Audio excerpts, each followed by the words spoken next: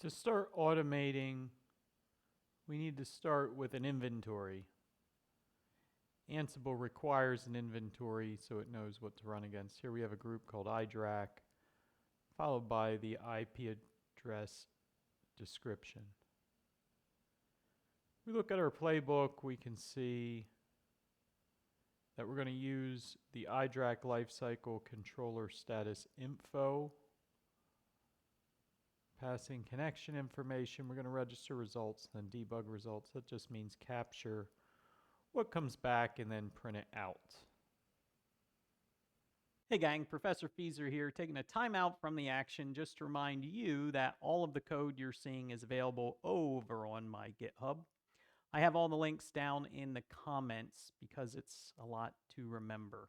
If you're enjoying yourself so far, don't forget to like the video and hit subscribe. All right, let's get back to it. Running that playbook along with the associated inventory.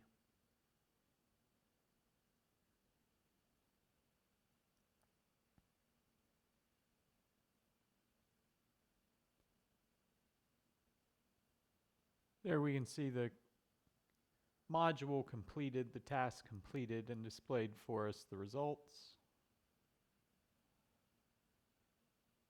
If we look at the next one, we're going to check the lifecycle controller status. We're going to collect logs when the iDRAC is unhealthy, so we have a when statement on that particular task. And then we're going to assert that the iDRAC is healthy or unhealthy, depending on whether the lifecycle check came back true or false.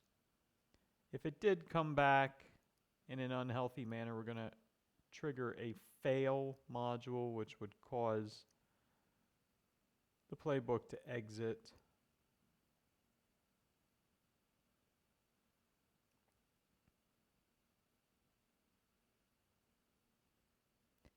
And assert and fail do almost the same thing. You assert that a condition is true.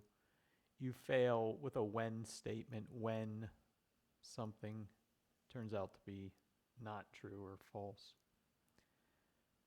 Here we can see we're not collecting logs because we have a healthy iDRAC. So we're asserting the iDRAC is healthy. In the event it wasn't, the assertion would fail. That would actually cause the playbook to fail, but so would that fail task. It might not even reach it. I have a note there, just a reverse of the assert logic. More for stare and compare purposes than anything. We have a third example.